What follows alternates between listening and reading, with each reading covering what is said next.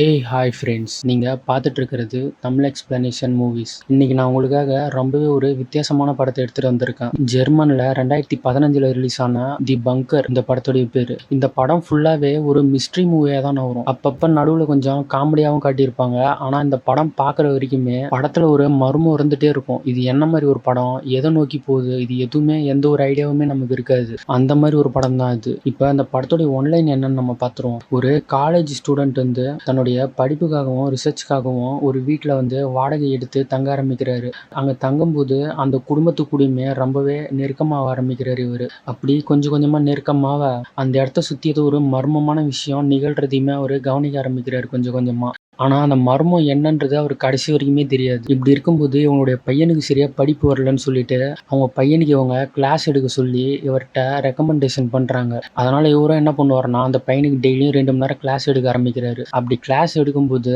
இவரே எதிர்பாராத நிறைய விஷயங்கள் நடக்க ஆரம்பிக்குதாங்க. அதுக்கப்புறமா அந்த நிகழ்வுல இருந்துலாம் அவர் எப்படி வெளியே வந்தார், அந்த வீட்டிலேருந்து அவர் தப்பிச்சாரா, கடைசியாக அவருக்கு என்னதான் ஆச்சு, இது எல்லாத்தையுமே ரொம்பவே மர்மமாக சொன்ன படம் தான் இது. சரி வாங்க நம்ம திரைக்கதைக்குள்ளார போகலாம். படத்தோடைய வெரி ஃபர்ஸ்ட் ஒரு அழகான குடும்பத்தை காட்டுறாங்க. இப்போ அவங்க சாப்பிட்டுட்டே இருக்கும்போது இந்த குடும்ப தலைவரான டேவிட் சொல்றாரு, நம்ம வீட்டுக்கு ஒரு கெஸ்ட் வர போறாரு, நம்ம இருக்கிற இதே வீட்டில் தான் அவரும் வாடகைக்கு இருக்க போறாருன்னு இவருடைய பையன் கிட்ட சொல்ல, அந்த பையன் கெஸ்டா யாருன்னு அதிர்ச்சியா கேட்கிறாரு. அப்பதான் இங்க காட்டுறாங்க இவருடைய பேரு மைக்கேல். இந்த படத்துல பாத்தீங்கன்னா எந்த ஒரு கேரக்டருக்குமே பேர் கிடையாது. அந்த ஒரே ஒரு பையனுக்கு மட்டும்தான் அந்த படத்துல பேரே வச்சிருப்பாங்க. அதனால நம்மளே எல்லாருக்கும் ஒரு பேர் வச்சிருவோம். இப்போ மைக்கேல் டேவிட்டை மீட் பண்ண அவர் இவரை வீட்டுக்குள்ளார கூட்டிட்டு போய் அந்த ரூம்பே சுத்தி காட்டுறாரு. அப்படி சுத்தி காட்டும் போது மைக்கேல் வந்து, என்ன ரூம் இவ்வளோ சின்னதாக இருக்கு, ஜன்னல் கூட இல்லையே, ரூம்ல ஏதோ பேட் ஸ்மெல்லாம் வர வருது, அது மட்டும் இல்லாமல் ஆட்ல வீட்டு பக்கத்துல என்னவோ ஏரிலாம் இருக்கும், நீங்க என்ன எதையுமே காணோம், என்ன ஏமாத்துறீங்களா, இந்த இடத்த சுற்றி சூரிய வெளிச்சம் கூட கிடையாது, நாங்கள் மெயினாக வந்ததே படிக்கிறதுக்கு தான், ஆனால் இந்த இடத்த பார்த்தா என்னால் சரியாக படிக்க முடியுமானே தெரியலையேன்னு இவர் கேட்க, அதுக்கு டேவிடோ, ஏன் டென்ஷன் ஆகுறீங்க, நீங்கள் தானே இந்த இடம் வந்து ரொம்ப அமைதியாக இருக்கணும், நீங்கள் அந்த மாதிரி ஒரு இடம் தான் இது, உங்களுக்கு இந்த இடம் கண்டிப்பாக போக பிடிக்கும், ட்ரை பண்ணி பாருங்கன்னு சொல்லிட்டு இப்போ அவர் கிளம்பிடுறாரு அங்கேருந்து. சரி இவரும் வேற வழியே இல்லைன்னு சொல்லிட்டு அங்கேயே இப்போ தங்க ஆரம்பிக்கிறாரு. இதுக்கப்புறமா இப்போ அவங்க சாப்பிட உட்கார, அப்போ ஆனா நீங்கள் இங்கே எதுக்கு வந்திருக்கீங்கன்னு கேட்க, நான் வந்து இங்கே ரைட்டிங் பண்ணுறதுக்காக வந்திருக்கேன், உங்களுக்கு காட்ஸ் பார்ட்டிகளை பற்றி தெரியுமா, அதை பற்றின ரிசர்ச்சுக்காக தான் நான் இங்கே வந்திருக்கேன், அதை பற்றின நிறைய டீட்டெயிலாம் கலெக்ட் பண்ணிட்டு போகலாம் தான் நான் இங்கே வந்திருக்கேன்னு சொல்லிட்டே இருக்கும்போது அப்போ பின்னாடி அவங்களுடைய பையன் வராரு. வந்து எனக்கு தூக்கமே வர மாட்டேங்குது, கெட்ட கெட்ட கனவாக வருதுன்னு சொல்ல, அதெல்லாம் அவங்க அம்மா கேட்டுட்டு சரி ஓகே நான் அவனை தூங்க வைக்கிறேன்னு சொல்லி அவங்க அந்த பையனை கூட்டிகிட்டு போயிடுறாங்க. அதோட இவங்களுமே அங்கே டின்னரை முடிச்சுட்டு இவர் இங்கே தூங்க வந்துடுறாரு. இப்போ அலாரம்லாம் வச்சுட்டு அடுத்த நாள் காலையில் எந்திரிச்சு அதிகாலையில் 5 மணிக்கு உட்காந்து ரைட் பண்ணிட்டு இருக்காரு. இவர் கரெக்டாக ரைட் பண்ண ஸ்டார்ட் பண்ணும்போது அந்த இடத்துக்கு டேவிட் வந்து, மன்னிச்சுக்கோங்க தப்பா எடுத்துக்காதீங்க, நான் சில புக்ஸை தான் எடுக்க வந்தேன், என்னோட லைப்ரரி இங்கே தான் இருக்கு, அதை நான் எடுத்துட்டு போயிடுறேன், நீங்க மட்டும் உங்க வேலையை பாருங்கன்னு சொல்லிட்டு ஒரு அந்த புக்ஸை தேடிட்டே இருக்காரு. அப்போ இவரும் எதையோ ரைட் பண்றதை பார்த்துட்டு அவர் கிட்ட போயிட்டு, என்ன ஏதோ பெருசா பண்றீங்க போல இருக்கு, உங்களுக்கு ஏதாச்சும் ஹெல்ப் வேணும்னா என்கிட்ட கேளுங்க, என்கிட்ட நிறைய டிப்ளமேட்டிக் புக் இருக்கு, உங்களுக்கு நான் அதை தரேன், அதில் ஏதாவது உங்களுக்கு டீட்டெயில் கூட கிடைக்கும்னு சொல்ல, அதுக்கு மைக்கேல் சரி ஓகே தேங்க்யூ, கண்டிப்பாக நான் வேணும்னா கேட்குறேன்னு சொல்லிட்டு இப்போ அவர் அமுச்சு விட்டுறாரு. அவர் போனதுக்கப்புறமா அவர் திருப்பியுமே ஒர்க்கை ஸ்டார்ட் பண்ணால் அப்போ திடீர்னு என்ன ஆகுனே தெரியாது. எழுதிட்டு இருந்தவர் திடீர்னு அப்படியே மயக்கம் போட்டு கீழே விழுந்துருவாரு. அதுக்கப்புறமா இங்கே காட்டுறாங்க இவங்களாம் மேக்கப்லாம் போட்டுட்டு ஒரு சின்ன அலமாரி மாதிரி இருக்குது, அதுக்குள்ளே போயிட்டு ஏதோ ஹெயின்ரிச்ன்ற ஒருத்தட்ட பேசிட்டு இருக்காங்க. ஆனால் அது யாருன்னு நம்ம கிட்ட அப்போ காட்டல. அவர்கிட்ட அங்கே பேசிட்டு இங்கே டேவிட் கிட்ட வந்து சொல்கிறாங்க, ஹெயின்ரிச் வந்து ரொம்ப கஷ்டப்படுறான், ஏன்னா நம்ம பையன் கேலஸ் வந்து ஒழுங்காக படிக்கவே மாட்டானா, அதனால அவர் என்ன சொன்னார்னா இப்போ புதுசாக இங்கே ஒருத்தர் வந்திருக்காருல்ல மைக்கேல், அவர்கிட்ட கேலஸை படிக்க அனுப்ப சொல்கிறாருன்னு இவங்க சொல்ல,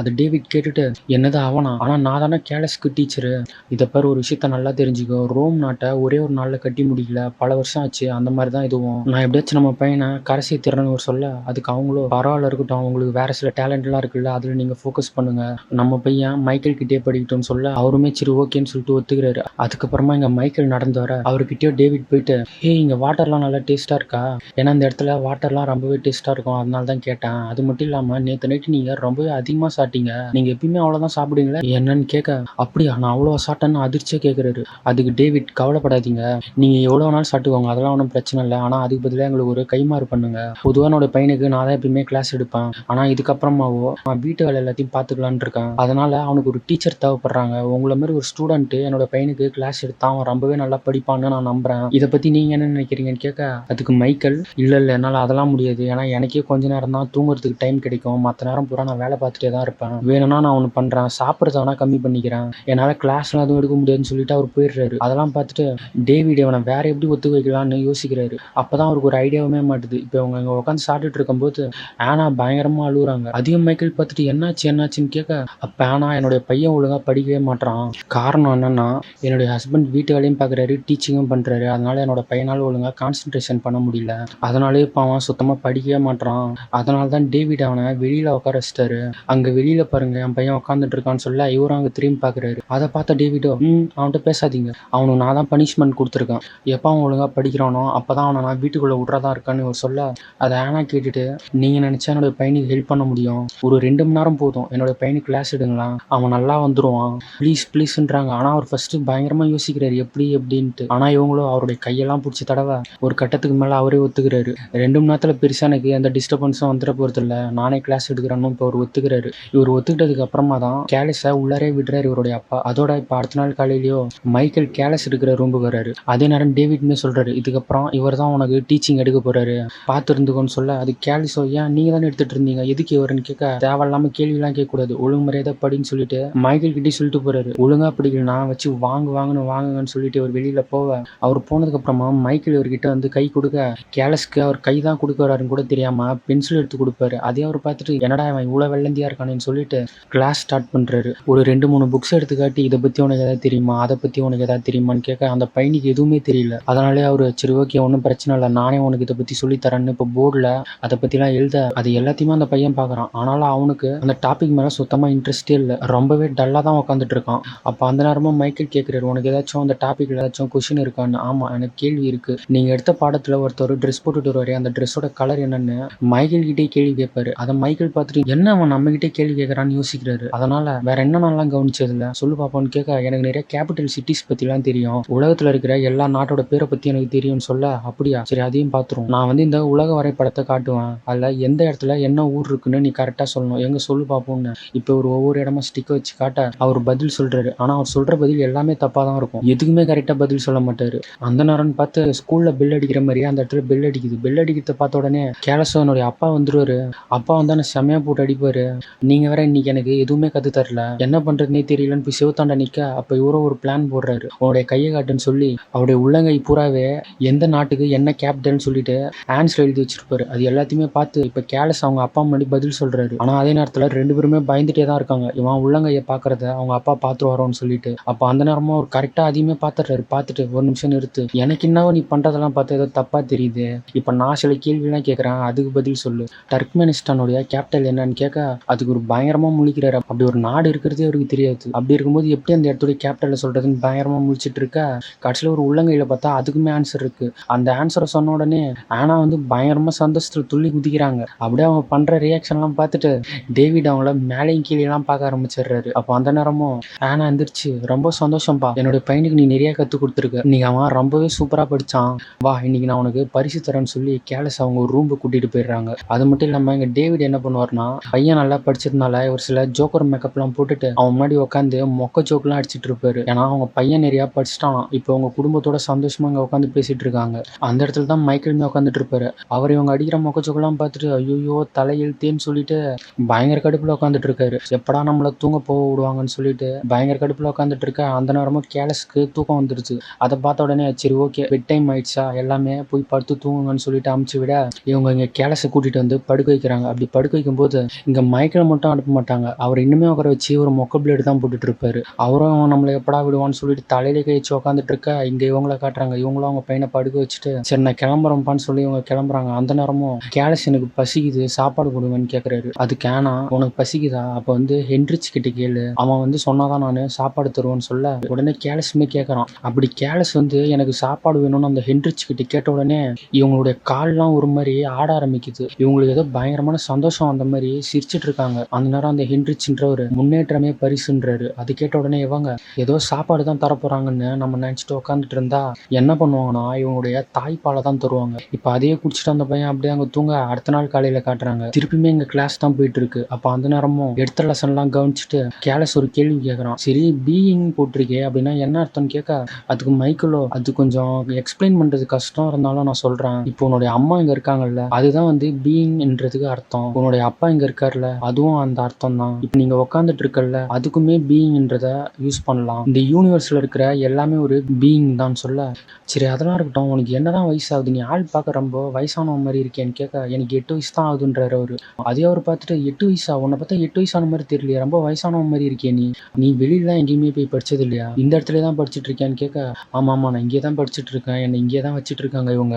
ஆனா ஒரு நாள் நான் வந்து பிரசிடென்ட் ஆக போறேன் ஜெர்மனிக்கே. நான் பிரசிடென்ட் ஆக போறது தான் என்னுடைய டார்கெட்னு அவர் சொல்லிட்டு அங்கேருந்து கிளம்பி போயிடுறாரு. என்னது பிரசிடென்ட் ஆக போறானா? என்ன சொல்றான் அவன்? பைத்தியமான்னு சொல்லிட்டு இவர் யோசிச்சுட்டு உட்காந்துட்டே இருக்க, அப்ப அவங்க இங்க சாப்பிட உட்காடுறாங்க. அப்படி உட்காந்துட்டு இருக்கும்போது இவரு இந்த மாதிரி கேலிஸ் வந்து நானும் பிரசிடென்ட் ஆக போறேன்னு சொன்னான். அவனுடைய தகுதிக்கு அவனால பிரசிடென்ட்லாம் ஆக முடியாது. நீங்க ஏன் வேற எதுக்காச்சும் ட்ரை பண்ணக்கூடாதுன்னு இவர் சொல்ல, அதை அவங்க கேட்டுட்டு பயங்கரமா கடுப்பாயிடுறாங்க. ஏன் எங்க பையன்லாம் பிரசிடென்ட் ஆகக்கூடாதா? அன்னைக்கு பாத்தீங்கல்ல அவன் ஒரு நாட்டோடைய கேபிட்டலையும் எப்படி மனப்பாடம் பண்ணி சொன்னான்னு அவங்க சொல்ல, ஆனா அது மட்டும் ஒருத்தவனுக்கு பிரசிடென்ட் ஆக பத்தாது. இன்னும் நிறைய திறமைகள்லாம் அவனுக்கு வேணும்னு இவர் சொல்லிட்டே இருக்கும்போது, ஆனாவோ கேலஸ் உன்னுடைய திறமை என்னன்னு காட்டு. அப்பா கேட்குற எல்லா கேள்விக்கும் டக்கு டக்குன்னு பதில் சொல்லு பார்ப்போம்னு இவங்க சொல்ல, அதெல்லாம் கேட்டுட்டு கேலஸும் பயங்கரமா முழிக்கிறான். ஏன்னா இவனுக்கு தான் எதுக்குமே ஆன்சர் தெரியாது. இவனே பிட் அடிச்சு தான் பதில் சொல்லியிருப்பான்.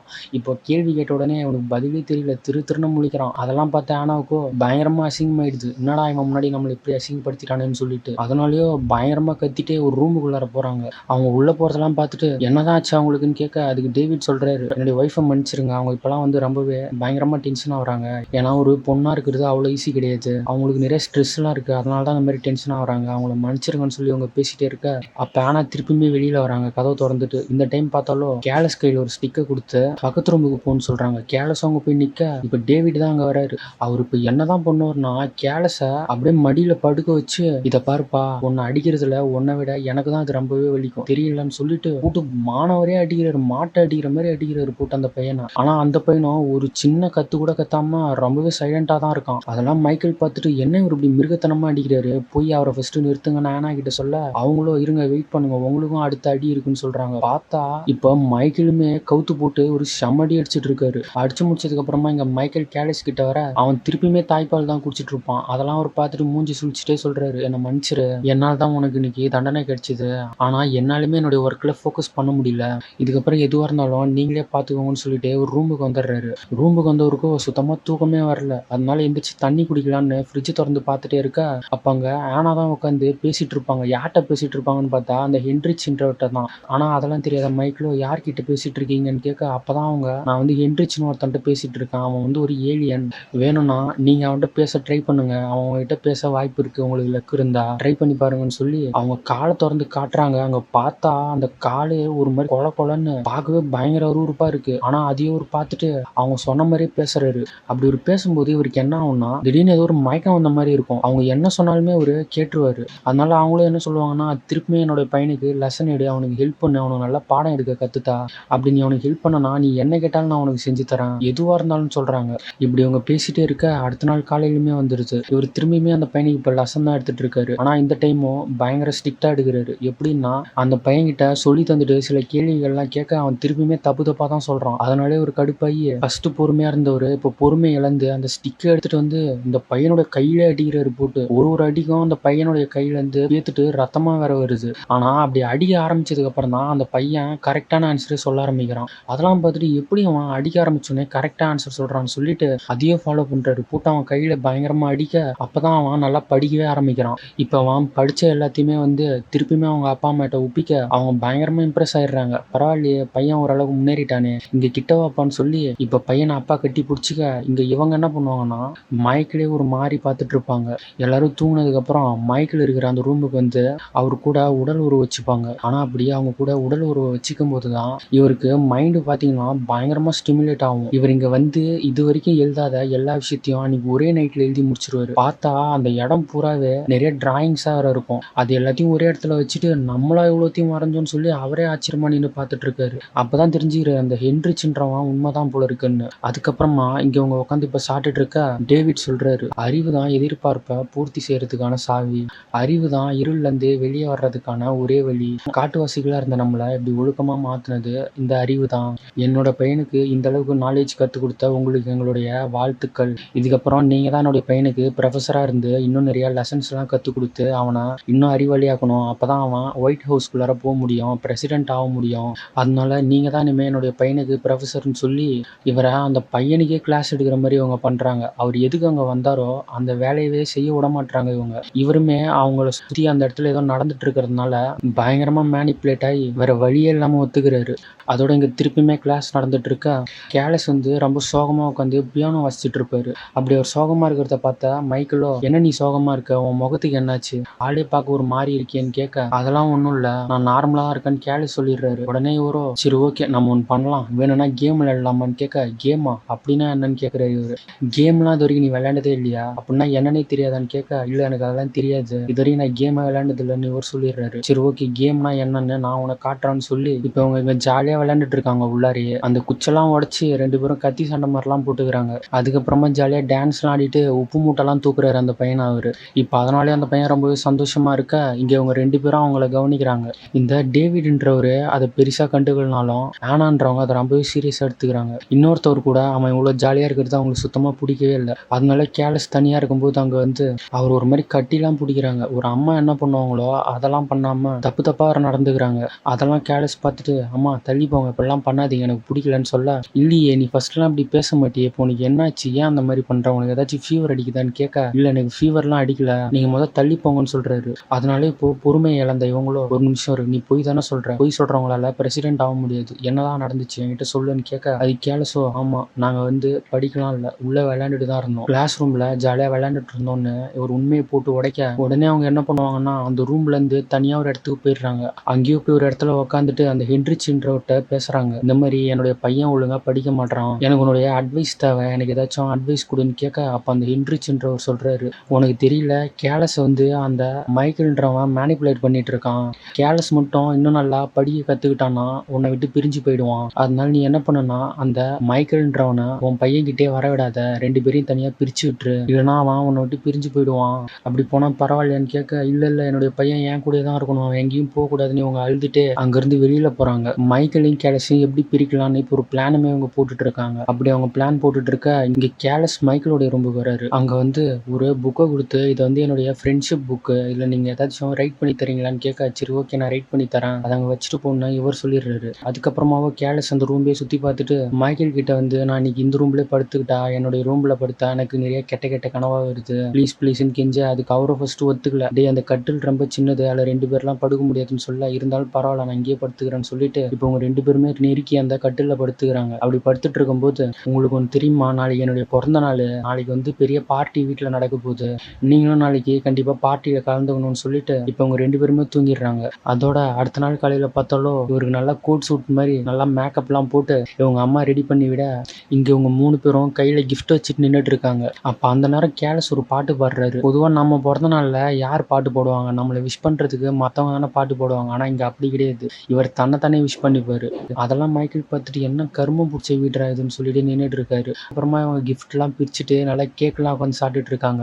அந்த நேரமும் அவங்க டேவிட் வந்து, இன்னைக்கு என்னுடைய பையன் கேலஸ்க்கு மட்டும் ஸ்பெஷல் டே கிடையாது, உங்களுக்கும் தான், ஏன்னா இன்னையிலேருந்து நீங்க ரிட்டையர்மெண்ட் ஆக போறீங்க, உங்களுடைய ப்ரொஃபசர் வேலை இன்னையோட முடிவுக்கு வருது, நீங்க நாளைக்கே இந்த வீட்டை விட்டு கிளம்புறீங்கன்னு இவர் சொல்ல, அதை அவர் கேட்டுட்டு, என்னது நாளைக்கேவா, ஏன் அந்த மாதிரி பண்றீங்க, நான் இன்னும் வந்த வேலையை முடிக்கவே இல்லை, நீங்க என்ன இப்படிலாம் அனுப்பக்கூடாது வெளியில, இது நியாயமே இல்லைன்னு இவர் கேட்க, அதை அவங்க 2 பேரும் பார்த்துட்டு சிரிக்கிறாங்க. என்னது ஒர்க்கா, அப்படின்னா நீ பெருசா ஒர்க்கை பார்த்து பிடிங்கிட்ட, இப்போ அதெல்லாம் பேச நேரம் கிடையாது, இது பார்ட்டி டைம், வாங்க போய் ஜாலியாக டான்ஸ் ஆடலாம்னு சொல்லிட்டு இவர் பயங்கரமா அங்கே டான்ஸ் ஆடிட்டு இருக்காரு. இவர் டான்ஸ் ஆடுறது மட்டும் இல்லாம எல்லாருமே டான்ஸ் ஆட சொல்ல, இங்க கேலஸ் என்ன பண்ணிட்டு இருப்பாருன்னா உட்காந்து அழுதுட்டு இருப்பாரு, மைக்கில் பிரிய போறோமேன்னு சொல்லிட்டு. ஆனா ஆனாவோ அவங்க 2 பேருமே பிரிச்சு தனியா இப்போ கூட்டிட்டு வந்துடுறாங்க. இப்போ இவங்க 3 பேருமே நின்று குடும்பமா டான்ஸ் ஆடிட்டு இருக்க, இது எல்லாத்தையுமே உட்காந்து மைக்கேல் பார்த்துட்டு தான் இருக்காரு. ஆனா அவருடைய மனசுக்குள்ளேயோ பயங்கரமான மன அழுத்தம் உருவாயிடுச்சு, என்னடா அவனுங்க இப்படி நம்மளை போக சொல்லிட்டானுங்களேன்னு. அது மட்டும் இல்லாம கேலஸ்க்கும் இருக்கும் பயங்கரமான ஒரு பாண்டிங் உருவாயிடுச்சு இல்லையா, அதனால இவருடைய மனசு வெளியில போறதுக்கே ஒத்துக்கல, அழுதுட்டு அங்கேயே உட்காந்துட்டு இருக்காரு. உட்காந்துட்டு இருந்தவரோ திடீர்னு என்ன ஆகுனே தெரியாது, கோவத்துல டேவிட பிடிச்சி பயங்கரமா அடிக்க ஆரம்பிச்சிருவாரு. இப்போ இவங்க 2 பேரும் இங்க உருண்டு பிறண்டு பயங்கரமா சண்டை போட்டுட்டு இருக்க, இங்க ஆனாவோ கேலஸை பிடிச்சி சுத்தி விட்டுட்டே இருப்பாங்க. அவருக்கும் மயக்கம் வந்து கீழே விழ, இவங்க 2 பேரும் போட்டுட்டு இருந்த அந்த சண்டையை நிறுத்திடுறாங்க. அதே நேரம் ஆனாவோ எல்லாமே ஒன்னாலதான் அவன் அந்த மாதிரி மயக்கம் போட்டு வந்தான்னு சொல்லி அவர் மேல பழிய போட்டுடுறாங்க.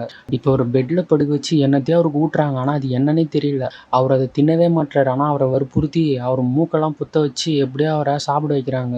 இதெல்லாம் பார்த்துட்டு இருந்த அவரும் மன உளைச்சல்ல வேகமா ஒரு ரூமுக்கு போயிட்டு அங்க எழுதி வச்சிருந்த எல்லா பேப்பரையும் இப்ப பேக் பண்ணிட்டு கிளம்பலாம் தான் உட்காந்துட்டு இருக்காரு. ஆனாலும் அவருக்கு கேலஸ் மேல இருக்கிற அந்த ஒரு பாண்டிங்னால என்ன பண்றதுன்னே தெரியாம ஒரு ஐடியா பண்றாரு. அது என்னன்னா, எல்லாரும் தூங்குனதுக்கு அப்புறம் நைஸா வெளியில போயிட்டு கேலஸ அப்படியே அந்த ரூம்ல இருந்து அலேக்கா தூக்கிட்டு வந்துடுறாரு. இப்ப தூக்கிட்டு பொட்டி படுக்க எல்லாத்தையும் எடுத்துட்டு வெளியில கிளம்பலான்னு பார்க்கும்போது அங்க டேவிட் வந்து நிக்கிறாரு.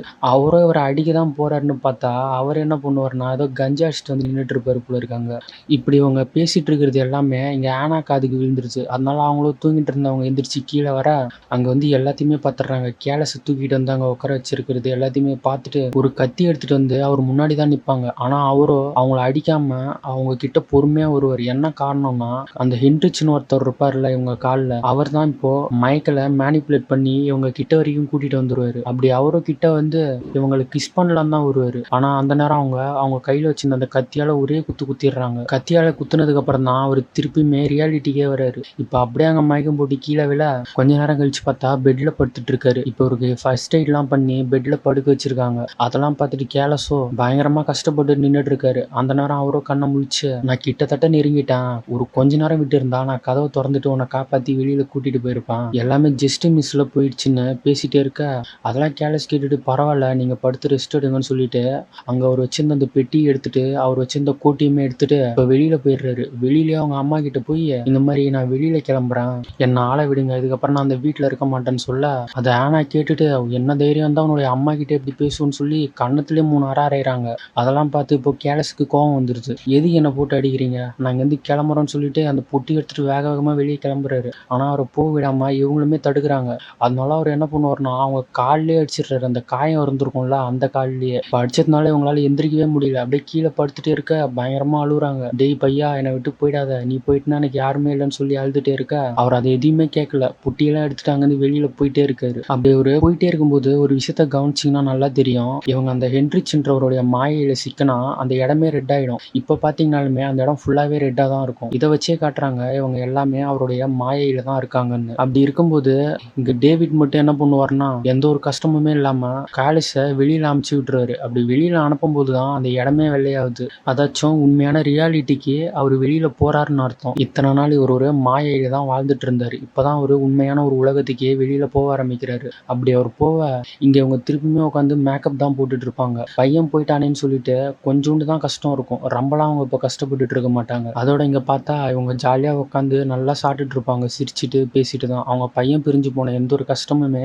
இப்ப இவங்க 2 பேருக்குமே தெரியாது. இப்ப இவங்க அப்படியே பேசிட்டு சிரிச்சுட்டு ஒரு பார்வை நம்மளை திரும்பி பாக்குறாங்க. அங்க பார்த்தா மைக்கேல் தான் நின்றுட்டு இருப்பாரு. அவரும் அந்த வீட்டு வேலையை செஞ்சுட்டு இருக்க அப்படியே அந்த படத்தை அங்கேயே முடிக்கிறாங்க. இப்போ ஒரு ஃபுல்லாவே அந்த ஹென்ரிச்ன்றவருடைய கட்டுப்பாட்டுல வந்துட்டாரு. அதனால தான் இவரு வெளியிலாம் எங்கேயுமே போகாம அந்த வீட்டுக்குள்ளரே வேலை செஞ்சுட்டு இருப்பாரு. இதுக்கப்புறம் இவர் வாழ்க்கை பூராவே இவர் இந்த வீட்டிலே தான் வேலை செஞ்சுட்டு இருப்பாரு. படிக்கலான்னு வந்தவருக்கு இப்படி ஒரு நிலைமை ஆயிப்போச்சு கடைசியில. அதே நேரம் இங்க பாத்தீங்கன்னா கேலஸோ வெளியில போவாரே தவிர அவர் எங்க தான் போவாருன்னு யாருக்குமே தெரியாது.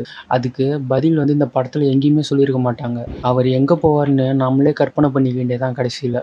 அதே மாதிரி இந்த டேவிட்ன்றவருமே ஃபுல் அண்ட் ஃபுல் அந்த ஆனாவுடைய கட்டுப்பாட்டிலே தான் இருப்பாரு. அவங்க எது சொன்னாலுமே கேட்கக்கூடிய ஒரு கேரக்டரா தான் அந்த படம் பூராவே அவரை காட்டியிருப்பாங்க.